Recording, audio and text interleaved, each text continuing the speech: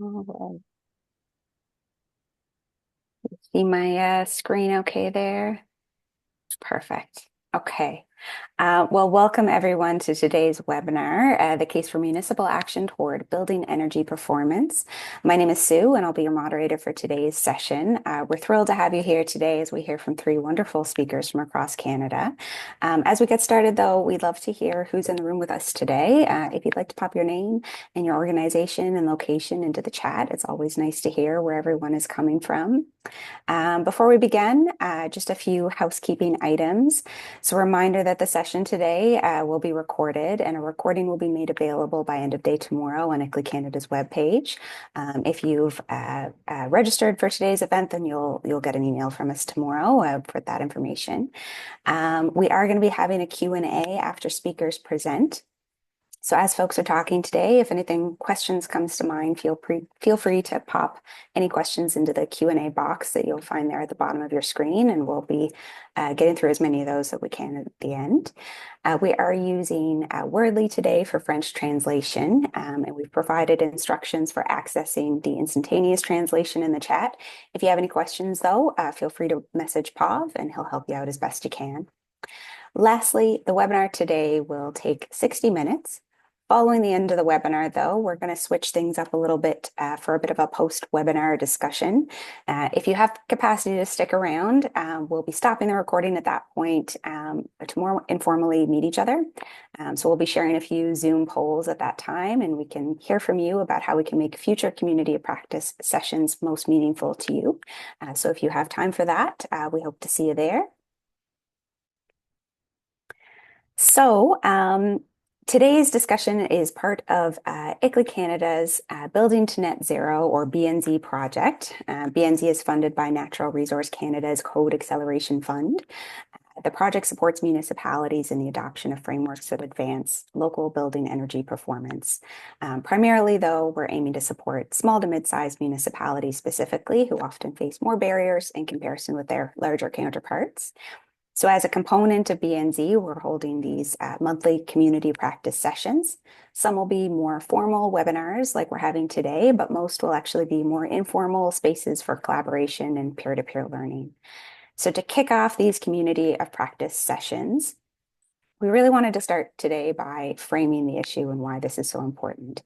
So making the case why municipalities specifically should make contributions in this area, and then further, how to articulate the importance of that to your local partners, internal staff, council, and community.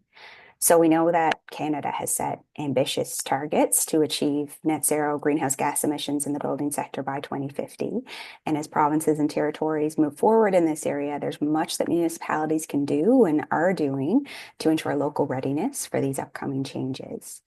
Importantly, though, municipal action is complex and challenging.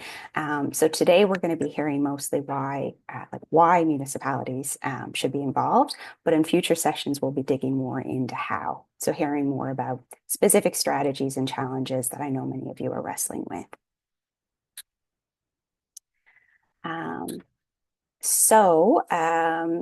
We also wanted to mention that part of the BNZ project is going to be launching resources. So today we wanted to give you a bit of a sneak peek at one of those resources that we're going to be launching tomorrow.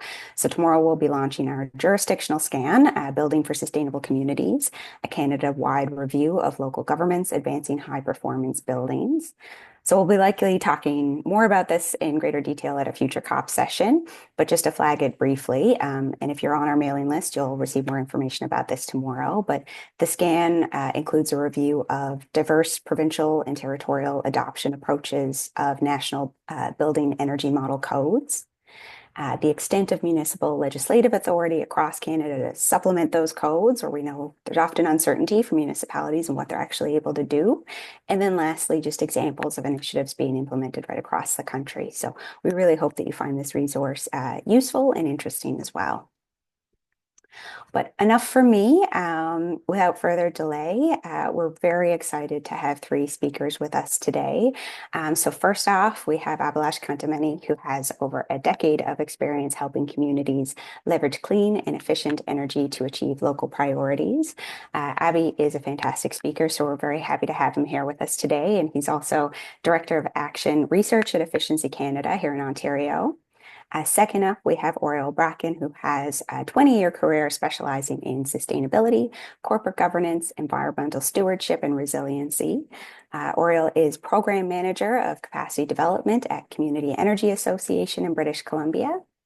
And then last up from the other side of the country, we have Dr. Asad Hussain, who has a decade of experience in energy management and sustainability.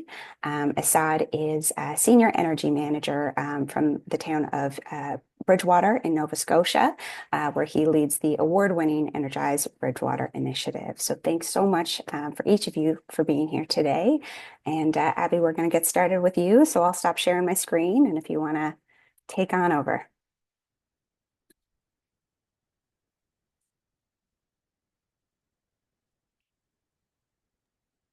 You're just on mute. Right on. Is this looking okay for everyone? Super. All right, Yeah. folks. So my name is Abhi. I'm the Director of Action Research at Efficiency Canada. Efficiency Canada, as you know, is a research think tank housed at Carleton University, based in Ottawa, but I live in Winnipeg, and I'm grateful to be invited to speak today.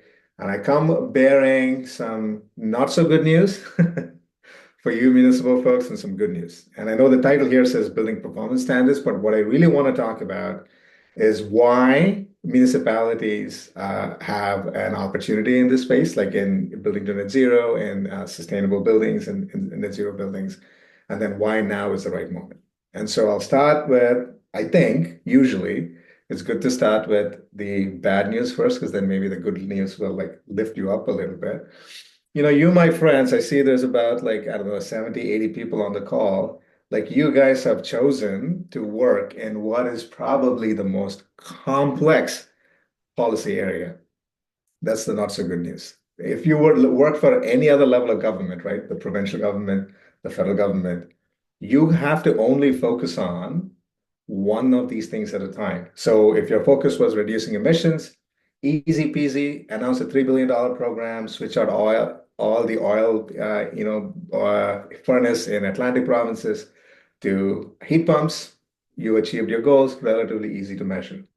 If you're focused on reducing kilowatt hours or reducing, saving money for people, easy to announce a retrofit program, right? You send people across your province a energy saving kit, and it comes with like two LED light bulbs, a couple of water faucet aerators, and like a clothesline, and then you can check off a box and say, I have saved 1 million kilowatt hours because I sent 100,000 of these out. And are people using them? Are they not? I don't know. I don't care. My modeling says I've achieved my objectives.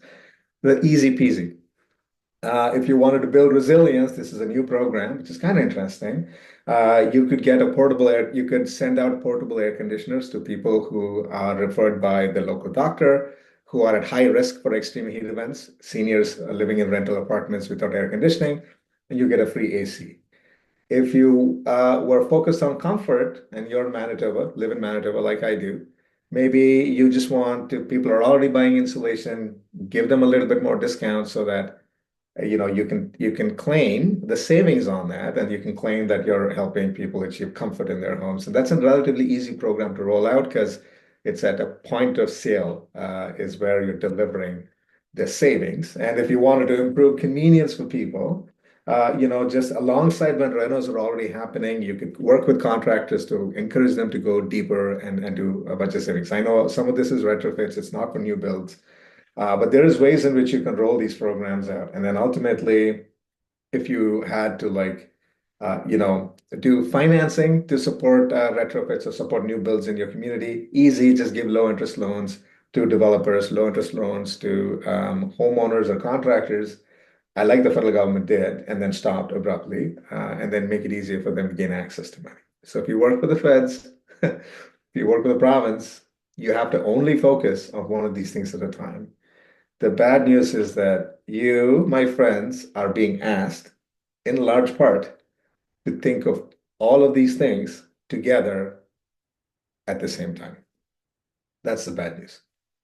The good news is that you are uniquely positioned in the country to take action on a spectrum of issues. So, affordability and housing are like two critical issues like facing Canadians across the country, particularly municipalities. And those two things come into dialogue or they overlap in areas that is commonly known as energy poverty, right? So it's not just energy poverty is not just high energy bills, although it is in part. What it also is unaffordability. So you have not just because you have high energy bills, but that makes it difficult for you to not just afford to pay your bills, but also puts your entire household's budget out of whack. So you have to make compromises, hard cuts between heating and eating, make tough choices with your family because your energy bills are high and how that feels like inside, right? Like being in a cycle of debt, not being able to meet your obligations, not being able to fulfill your responsibilities, worrying about whether or not you have to go further in debt to be able to afford housing, afford energy, afford heat, how that feels inside, like that is energy insecurity. And the patterning of this, that's the interesting thing. Like, we've done research. You can go on our website on Efficiency Canada. There's a certain patterns in which these energy poverty shows up. Certain groups of people are vulnerable to certain forms of energy poverty. Seniors, for example, are more vulnerable to extreme heat events. Single parents are more vulnerable to like living in rental housing. There's all these different ways in which energy poverty shows up in lives of people. There's patterns to it, and that's the inequality. Different people experience it differently. And finally, energy poverty is the umbrella term. And what we mean by that is if we don't take action on any of these, the consequences of all of this shows up in people's health, shows up in their housing, shows up in well-being and communities and in our climate. And you are uniquely positioned to take action on this. And this is what it looks like, could look like living in energy poverty. I want to go through all of these in detail, but this is what it shows up like inside people's homes. So affects health, well-being, and that can also in many provinces, missing a utility payment is as consequential as missing a rent payment. It can cause evictions in some cases. So the consequences of not building homes to a certain standard, not taking into account quality of homes and new builds in particular, this is how it shows up in lives of people in your community. Now, the good news is that you are uniquely positioned to take action on this.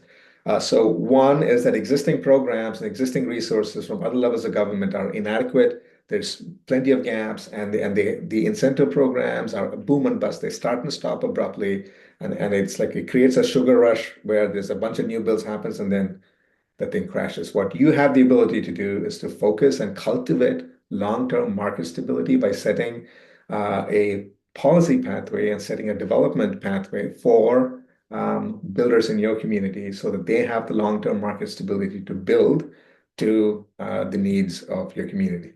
Existing levels of government, their resources and their programs, their policy interventions are kind of like one size fits all. So building codes is like, you can think of that as a flow, right? Sets a minimum standard.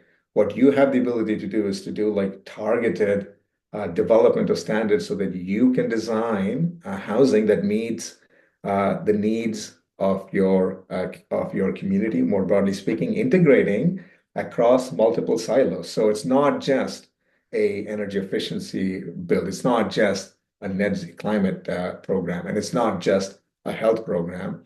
You can create like multi-pronged, you can pull together your own criteria and standards and work with your stakeholders to build housing that meets multiple of these objectives, and no other level of government is uniquely positioned to be able to do that for structural reasons and then for policy reasons, and you have the ability to do that. And then finally, it's my personal perspective, a lot of federal provincial programs, they end up being like a hammer, like looking for a nail. So Ontario government will announce a almost $1 billion energy efficiency program, and that program exists now out in the real world. And then that hammer will start looking for nails and start looking for problems to solve.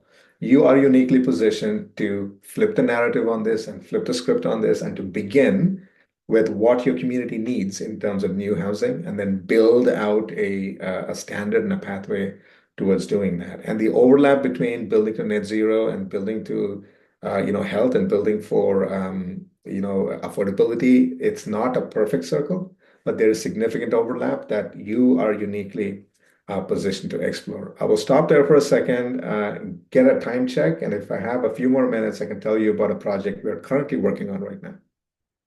Sue, how are we doing? Good? Okay. So I'll keep this really quick. So we've partnered with a whole bunch of community organizations and experts in the sector in a project funded by TAF, the Atmospheric Foundation. So SELA, IMT, Low Income Energy Network, ACORN, which is a tenant advocacy organization, CAPE, which is Physicians for the Environment, ACTO, which is an advocacy center for tenants in Ontario. So community organizations, energy efficiency experts, and lawyers, right? Like walked into a bar and got funding from TAF. And our mandate really is to work with the City of Toronto to basically stop thinking, this is based on, building performance standards. So it's a retrofit standard. It's not for new builds, but you can kind of draw the parallel. So the goal is there's sometimes a tension, right? Like you'll experience this, you'll probably hear this from your council where they'll say, well, if we focus too much on net zero and environment, that will displace tenants, so that'll make life more unaffordable for new home buyers. So there's that tension. So our goal is to embed equity in the center of Toronto's energy performance standards and emission performance standards so that that tension doesn't exist. And there's a creative way of building policy mixes where these things are not orthogonal and oppositional, but the overlap between environmental goals and equity goals and affordability goals, the overlap on that is increased. The way we're going about it is to build some political support at the council level and at the community level for equitable building performance standards, and to really work with GTHA municipalities to enhance their capacity to center the overlap of these things at the center of their building performance standards. What we want to achieve is that the city is equipped with not just the technical ability to do this, but also the legal opinion on whether or not I'm not a lawyer. I don't aspire to be one, but working with lawyers, working with community groups, the City of Toronto is informed by not just best practices in other jurisdictions, which is kind of our role as ICLEI Canada, but a legal opinion on whether municipalities in Ontario, GTHA can do this and what are the parameters around doing it, and being informed by community members with direct lived experiences with living in low performance homes, and to pull all those kind of different perspectives together and to develop a pathway towards thinking about how to improve building performance in ways that overlaps across all these multiple objectives. And what we want to do is to work in parallel with the city, because the city has its own consultation. We don't want to be offside of what they're doing. This is a rough timeline. We just started literally 10 minutes before I got on this call. I got off of a planning call. And then we aim to do a bylaw review by fall of 2025, have a kind of complete pathway by the middle of next year, and then start working with other municipalities in GTHA, Ontario, and perhaps the rest of the country in mobilizing this and sharing this. So if this timeline makes sense with what your own development pathway is, then we'd be happy to work with ICLEI to share this and make this more available for your community of practice. I'll stop there. Thanks, folks. Thank you so much. And we're going to move up to Oriol next.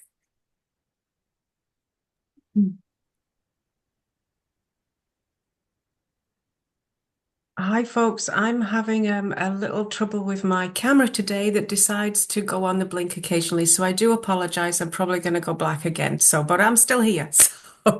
And thanks for doing the presentation, running the presentation, Sue. So I'm Oriol Bracken, and I work with the Community Energy Association as a program manager with the Built Environment team here in BC. Next slide. Thanks, Sue. And these are my CEA colleagues. And next slide. And I'd like to point out that CEA commits to the principles of truth and reconciliation. As an organization, we support the calls to action realized by the Truth and Reconciliation Commission of Canada, and we recognize the importance of self-determination of Indigenous peoples as articulated in the United Nations Declaration on the Rights of Indigenous Peoples. Thank you. Next slide. So first, I'd like to focus on the overall role of local government. And as we all know, local government are not just regulators, they're enablers of positive change. And with insightful policies, local governments can shape the future of cities and improve the quality of life for its residents. Local government has a huge role to play in the fabric of our daily lives, influencing around 50% of community emissions, for example, with the services they provide and through leadership and policy decisions. And so, with specific reference to the building industry, municipal regulations act as the foundation for sustainable building practices, ensuring that every structure is safe, energy efficient, and resilient to future challenges. And using zoning and bylaw regulation, local governments can make sure that they support the development of a building sector that serves all members of the community, fostering affordable housing solutions and creating inclusive, equitable urban spaces. And I think the most important thing I'd like to mention here is that local governments have a huge opportunity to empower the building sector with a future-focused approach, to give them certainty about the next steps that they should take to be competitive in this ever-changing space. And this will be really the point of my presentation today. Thank you. So insightful local governments that empower the building community with a future focus are creating exponential benefits and gains for their community as well as its future residents. High performance homes avoid future retrofit costs for homeowners, and a future focused building community is creating for you a future-ready housing stock for your community that's resilient to extreme temperatures and weather events, repairing and retrofitting currently existing homes to extend their lifespan. The builders are buying products from local stores, they're employing local people in skilled jobs and building capacity in your overall community. And municipal policies sit right at the heart of all of this activity as catalysts for economic development, driving growth in the building sector and fostering long-term prosperity for local communities. Next slide. And so to help them do all of those things, you need to give your building sector surety about your community's direction. Opening regulatory pathways to encourage builders down the high performance route is an important step. For example, by declaring a climate emergency and creating a climate action plan that considers buildings. And then the next step is to determine an approach to existing and new buildings that aligns with and delivers on forthcoming legislation.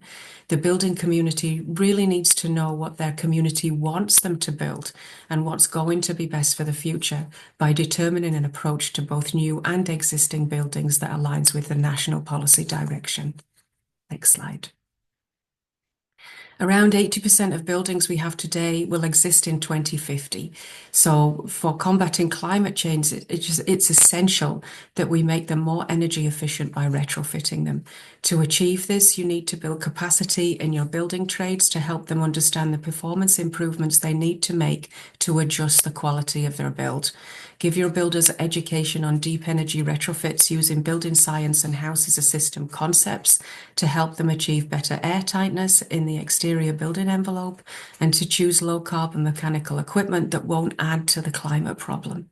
A ventilation system is the lungs of a home, and extremely important is that the exterior envelope is sealed. The home is able to breathe effectively with the right amount of ventilation to prevent mold and allow toxins to be removed. Then, of course, I would like to flag the role of cold climate heat pumps and HRVs, heat recovery ventilators, in having a fundamentally important role in achieving net zero high performance homes with low energy costs for space heating. And of course, drain water heat recovery units are also useful for keeping water heating costs down. In BC, we have two home navigator or concierge programs that help homeowners work through the process of retrofitting their home, one of which is offered by the Community Energy Association, who I work with.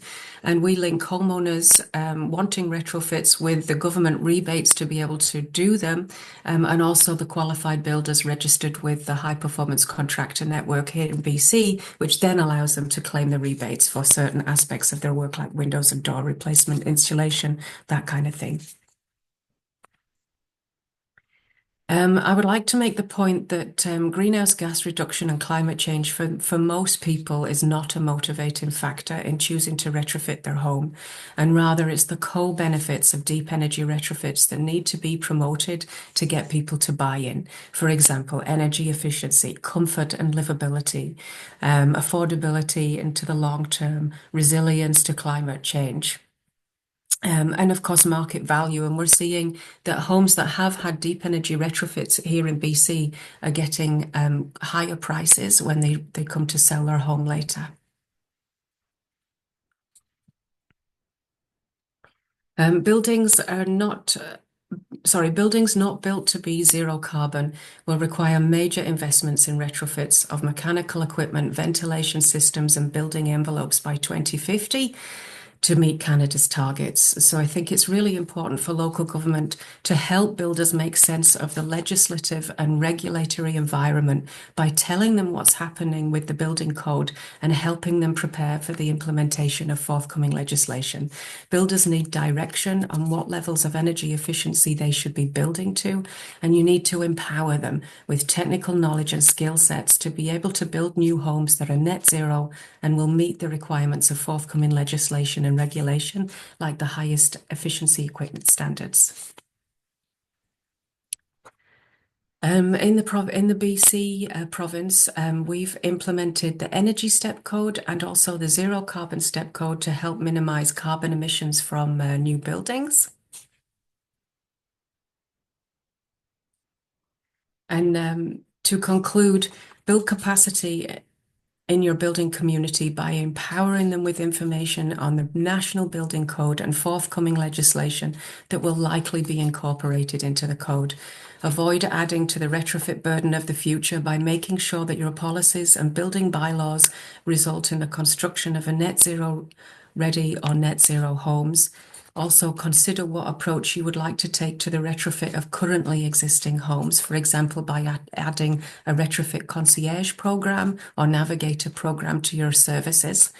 And by proactively addressing the retrofit burden now, you are building capacity in your building community. But more importantly, you're investing in the future of your community's housing stock.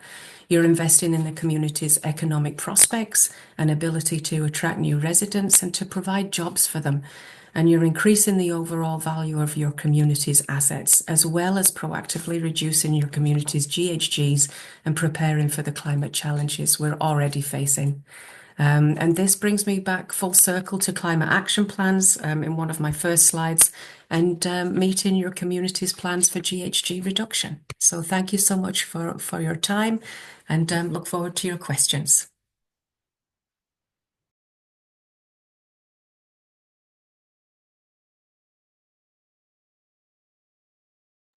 Great, thank you so much. All right, Asad, we've got you up next. Go ahead and share your slide.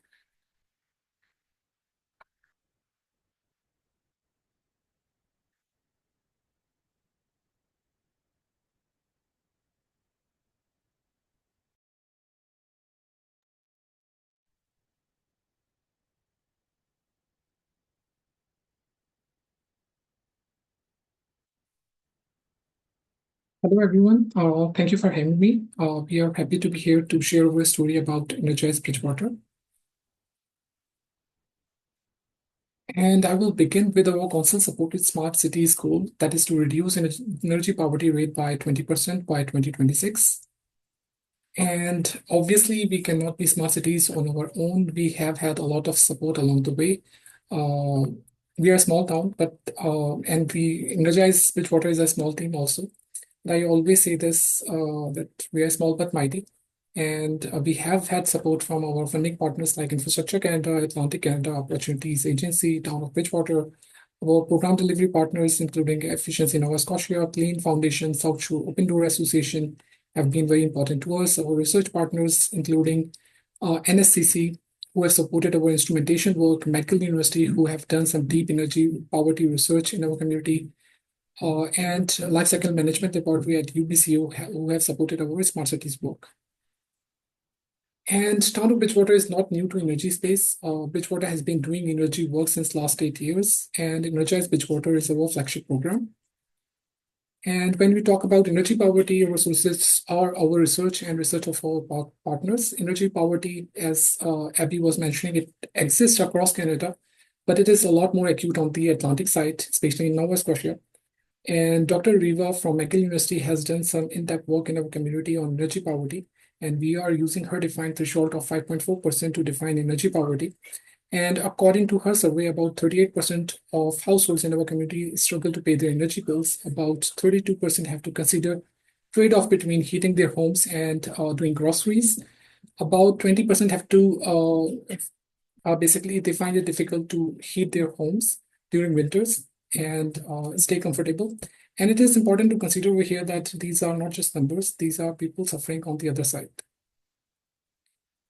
To understand the situation better, we have developed some personas in Energize program to conceptualize who are people we are trying to serve. We have Evelyn here. She's not a real person. She lives in old home alone. She's not tech savvy. She does not know much about building maintenance. Somebody told her about heat pump program, but she does not know more than that. And this is a common experience that we experience in our community. And so we had this understanding that we need a user-centric, trauma-informed approach in our community. People need help with basic stuff like filling out forms, enrolling in programs. They need help with coordination for energy assessment or retrofit planning and implementation. And we have to make sure that they don't have to pay anything upfront, and they need help with maintaining and improving their energy performance, and more importantly, advocacy on their behalf, so no vulnerable households have to live in buildings below modern building standards in future.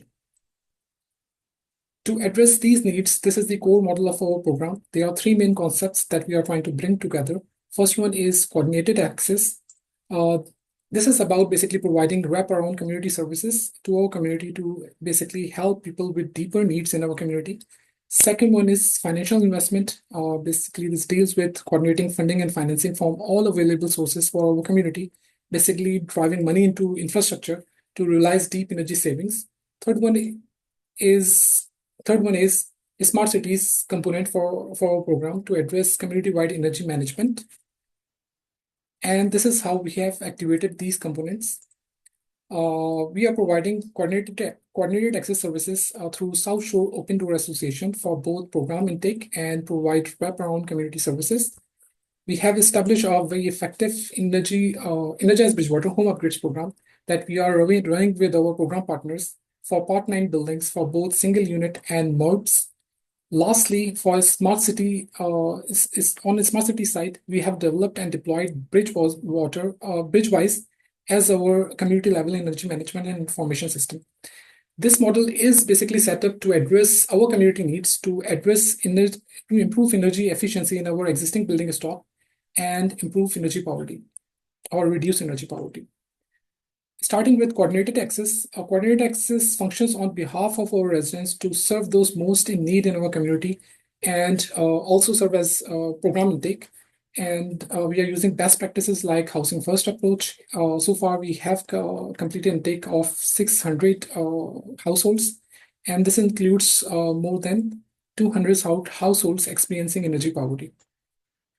For financial investment, we have basically created a one-stop shop to realize deep energy savings in existing building stock using whole home, whole person approach. Our Energize Bridgewater program basically stacks up available rebates and incentives and grants for free upgrades up to $40,000 and cover up any shortfall through our low interest based financing program with option for copay. Basically, what we are doing is the process involves one pre and one post energy assessment conducted by our program delivery partner. After pre-assessment, Energize Bridgewater carries out solar assessment, and we produce this options report. Here, option A contains free upgrades, and option B contains free plus finance upgrades. Basically, moving in this direction for deep energy savings and addressing modern building standards. Energize Bridgewater has also developed our retrofit decision support tool for our community, but it is currently in beta testing.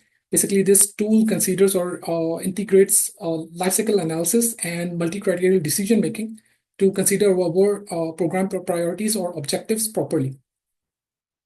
And before moving on, basically, for all of this, we are still using H2K modeled energy performance, and there are ongoing challenges with this approach.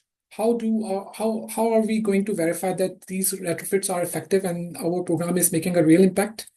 And additionally, how do we encourage behavioral changes and basically ensure that we don't have rebound effects in our community?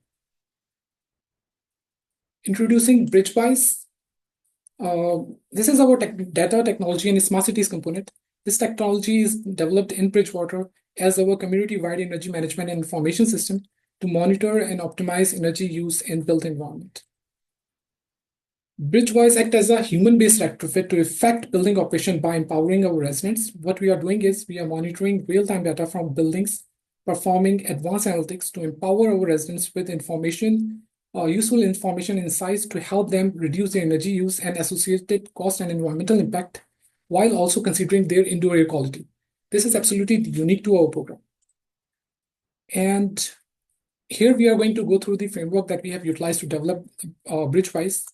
We started with the research by Dr. Riva to understand energy poverty in our community. Next, we settled on our data requirements for a scalable solution. We did some groundbreaking research where we considered or utilized data from more than 5,000 buildings with 759 features. Next, we designed data pre-processing stage with data collection, data cleaning, and data fusion from multiple sources. Followed by this, we had advanced data analytics, where we are currently covering 4 major bases on the user side. This includes energy use, associated cost and environmental impact, and indoor air quality. And we know technology can be overwhelming for people. That's the reason why we have developed an equally powerful continuous energy management support system for user education. Lastly, we are utilizing and combining all available data from our programs to provide community-level insight for data-driven community energy planning. How it works, basically, we start by installing just one indoor environmental sensor in each home, and this sensor basically transmits indoor environmental data to our cloud services using our dedicated LoRaWAN infrastructure that we have deployed in our community. And this is our IoT infrastructure, but these sensors don't need to connect to home Wi-Fi. And we are also getting energy use data from Nova Scotia Power, weather data from Weather API, and we are combining all of this data, doing some advanced data processing using our dedicated Python engine and providing useful insights and recommendations for our program participants. On the CMS side, we have developed 6 major channels. Basically, CMS is our continuous energy management support system.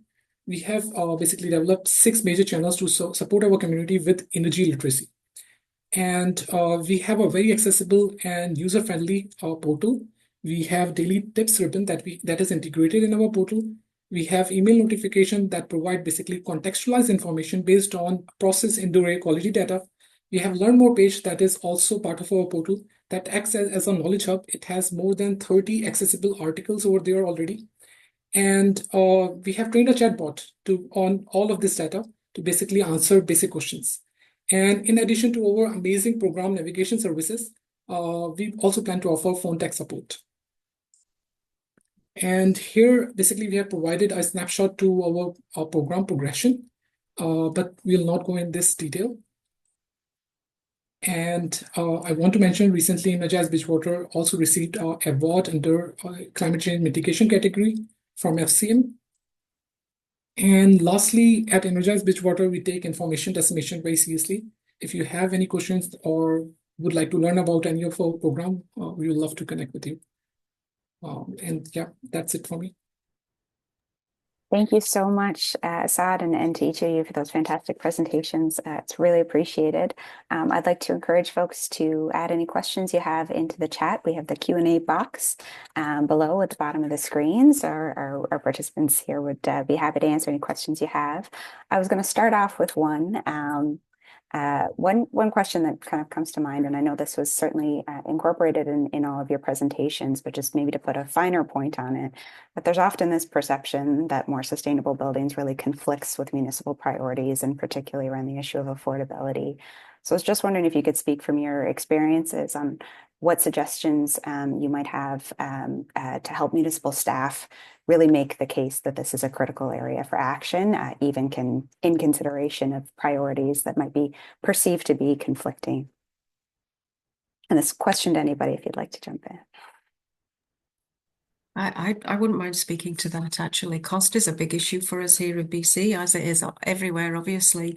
And at the moment, we're looking at ways to partner with other organisations to really do a really good cost analysis on the capital cost of different archetypal heating systems and also the operational costs of those heating systems. And what we're noticing in BC is because we introduced a piece of legislation last year that requires a maximum temperature of 26 degrees in one room of your house, like a safe room, then there is therefore a need to fit cooling equipment on new buildings. And that therefore is making the heat pump choice a lot more attractive against the gas fossil fuel sort of system, because with a gas system, you would have to then go buy additionally an air cooling unit.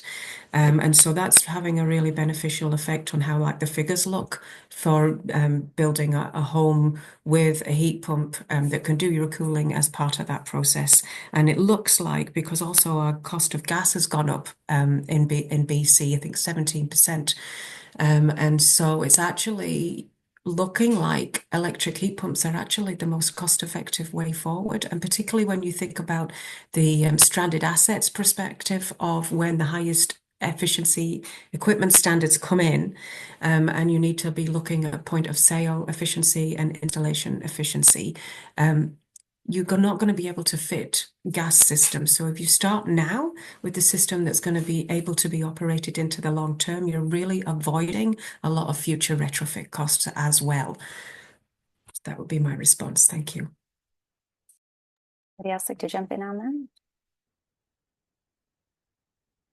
Yeah, I would like to add simply that basically supporting sustainable buildings is like investing in your future, because it affects safety, because you're trying to build building resilience into the existing infrastructure or infrastructure that we build for the future. You are basically investing into affordability for your community and obviously the overall sustainability for the community. I have delegated in front of councils before as a private citizen, small city citizen, and I know that it can be challenging sometimes to communicate these with councils. And my reflection on that is, I think on the broader perspective, I think maybe council gets it right. They see the overlaps between these things, and sometimes councils don't want to be the first one doing this. They want to follow someone else. So, like in your jurisdictional scan that good folks at ICLEI have put through could help to show that like we're not on the bleeding edge, that we might be maybe on the cutting edge or doing something like this, and that if it's familiar or something that they're already used to, that someone else has already taken on the risks and stuff like that, I think they would understand that.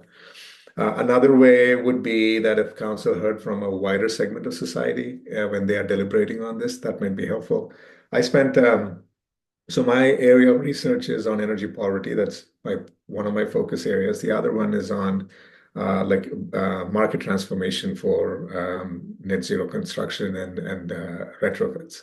So I spent the last 2 years driving across the country, our big beautiful country, doing ride-alongs with contractors, HVAC contractors, insulators, energy auditors, and what I learned, and there's a report on our website about it, is that like the model for like not just retrofits for new building, the value proposition of a home shrinks, like the entire value proposition shrinks down to just one number, which is the price of ownership, the cost, like initial cost of buying a house. And there isn't really a lot of, and so what that creates is like a race to the bottom on building like the cheapest homes, which in some cases end up being low quality homes. Not for, not because people are cutting corners or anything, it's because that the incentives are aligned and market forces are aligned that to produce that one number, dollar number, right? What we're seeing is that there are small pockets of builders, small pockets of HVAC contractors who are trying to articulate a larger value, like a larger piece of the pie, so that we're not just racing to the bottom on price, but we're competing on value. So value is not just lifetime cost of ownership. Value is also about like comfortable home.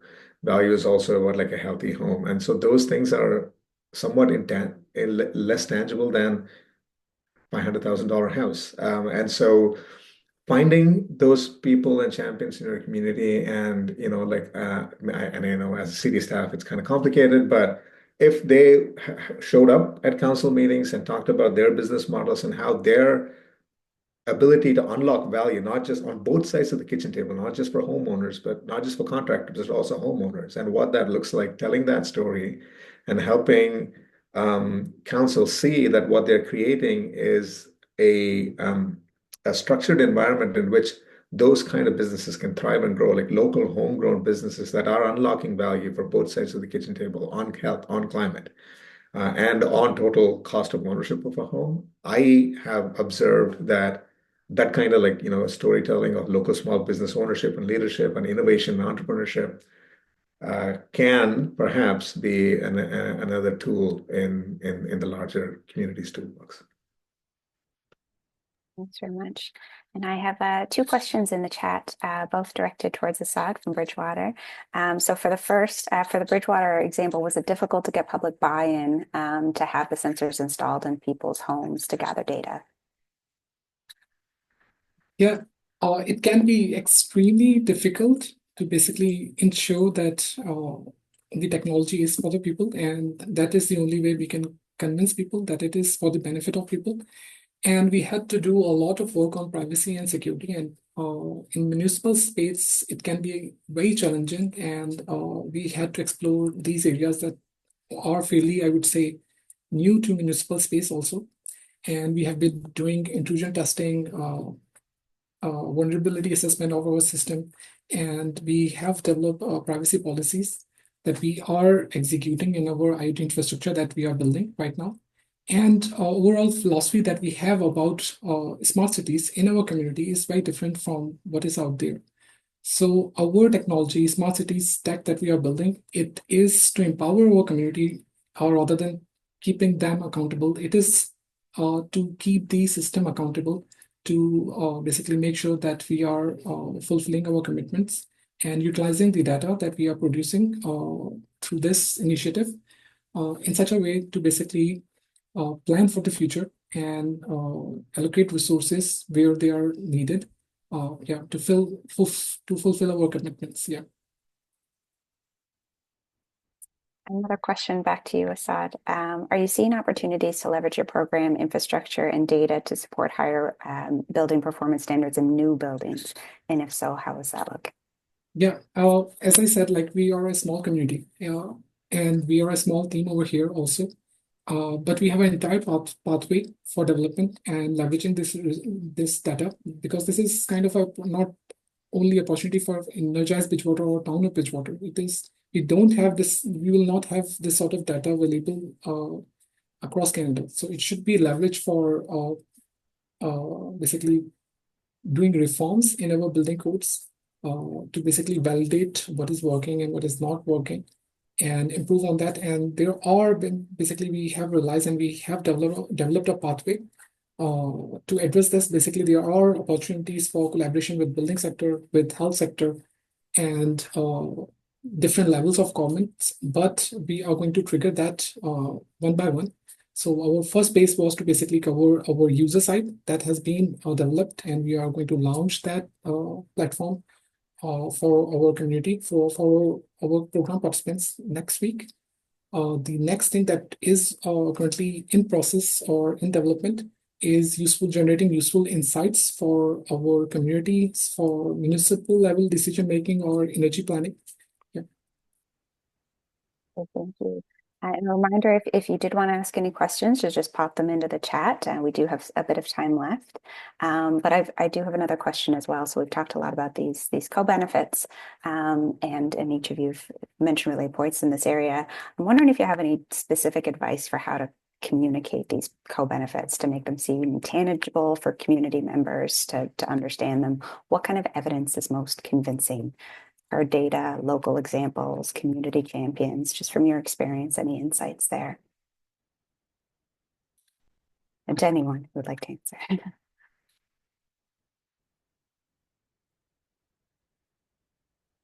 So maybe I can try to answer this Yeah. question. So, based on our experience, there are so many energy efficiency programs, and they should exist and there should be continuity and consistency so that we can learn from the data we are generating from there. But we need better data systems so that we can absorb all of this information and drive improvements. So that is one thing. But what we have learned so far is most of the energy efficiency programs generally don't consider if people have a safe place to live or not. So that has been the dilemma. We are very much focused towards energy efficiency. And over there, the systems that we are working with, they don't generally cater for climate adaptation. So HOT 2000 does not basically incorporate climate change or the weather changes we are expecting in next 5 years or things like that. So we are trying to learn from the data that we have and try to basically incorporate these things. So our priority was to basically consider indoor health or indoor environment for our program participants, for our community, and our program is focused towards low income basically participants primarily. Yep. Anyone else like to jump in on that question? I can take a stab at this again. I'm not a kind of counsel whisperer, but what I do recognize is that there are a lot of people, very likely in your own communities, who are already kind of telling the story of these co-benefits. The in other countries like the UK, their climate targets are kind of baked into their climate targets is energy poverty reduction targets. So in the UK, for example, that the climate plan will only be successful if the lowest income households are not living in the least efficient homes, because that's what happens through socioeconomic sorting. The most vulnerable and lowest income households end up in the least performing homes through the natural, order, well, not natural, but like through our system of socioeconomic system, right? And when you hear the stories of renters and hear stories of people living in low quality housing and what that is doing to people in the community, it becomes very obvious what improving the quality of homes looks like for people, for planet, and for purse strings. And I think those stories already exist. I don't think you need to reinvent the wheel. To complement what Asad said about on the data piece and the quantitative piece, there is a lot of qualitative stories in local papers and local towns and local communities where people are experiencing what the immediate consequences of living in low quality homes. And so when we do have, and municipalities have very little jurisdiction over existing homes, but what we can control to some degree is building new homes. And so setting a standard, like we don't accept, I'm in my basement office now. This is not a bedroom because there's no egress window. We've come to accept this as norm, that like a bathroom should have a shower, like that's the norm, right? So in the net zero future, like what are the norms? Like what should be the norms of housing? And then how can we build better? Because the buildings we build today, like Oriol was saying, it was going to last 50, 60 years. And so when we do have the opportunity to act, let's avoid the stories of mistakes of the past. I think using narratives that already exist and people in your own communities could be an approach worth considering. I think I would just add the cost benefits, the benefits that we're mostly promoting is the healthy home concept. Because of course in BC we have quite a moist climate, and we have a lot of homes with mold. And I was also reading an article about Vancouver homes and particularly condos. And apparently in Vancouver, condos and apartment buildings have the lowest quality air inside them because of the toxic buildup of things like benzene and other carcinogens because of fossil fuel burning in the apartment, and no ventilation. Um, and so it's really those things about like reduced cancer risk and the ability to address the mold problem, as well as, you know, the huge incentive, which is the operational energy savings, the cost savings of reducing your need for energy to heat your home and cool your home. So those are the couple of things I would say about that. You have a question in the chat as well. A concierge service is expensive for municipalities and the industry, has the most to gain, but they're suspect as having financial gain. What would be a workable solution for a nationwide concierge service? A really good question. Unfortunately, in BC, we can't have PACE funding, but I know that other provinces across the nation can. So that's a really big bonus for you folks that we don't have.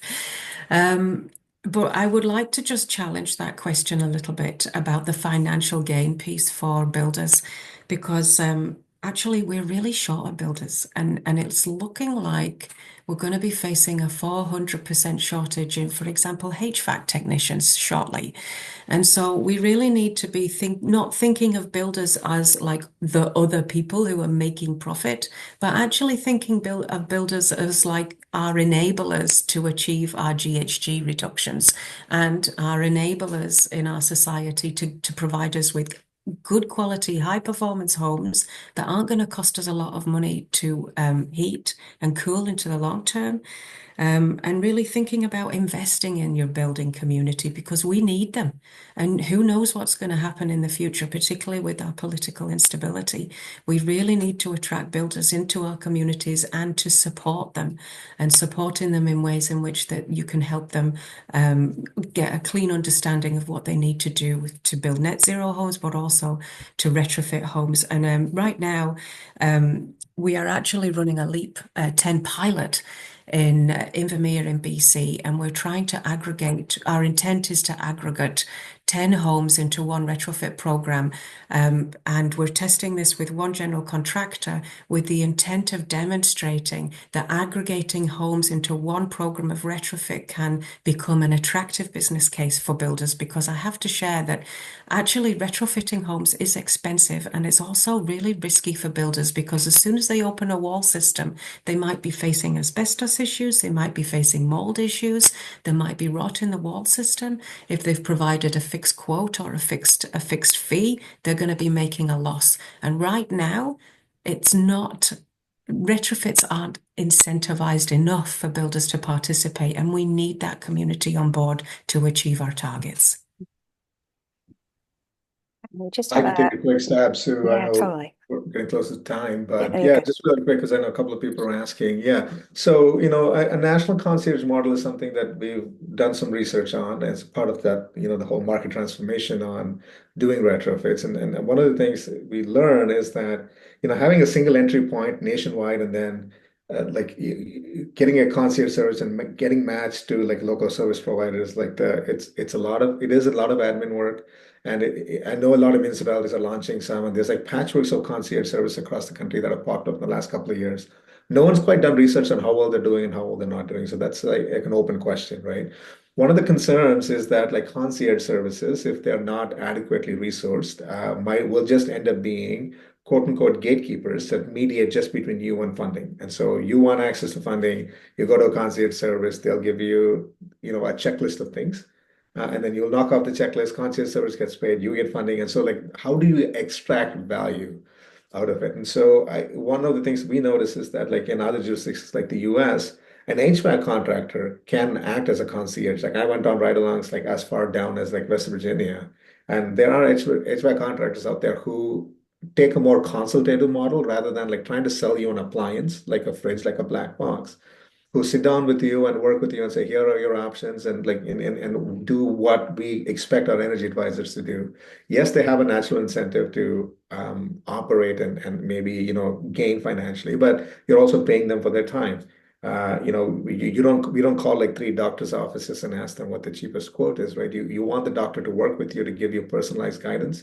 we should expect the same from our blue collar trades as well. Those business models haven't really quite popped up yet in Canada, but what I'd like to see is 1,000 different concierge service, like HVAC contractors, insulators, everyone acting in that capacity with the understanding of building science and helping you navigate investments in your home across space and time. And I think that's a business model that it will have increased traction and be long-term sustainable across political cycles and across funding cycles if people who had skin in the game also had the ability to provide you advice and that you're willing to pay for it. And I think that's a model that I'd like to see developed. Hey, well, that brings us to time today. So thank you so much to each of you for sharing your time and your expertise. It's so very much appreciated.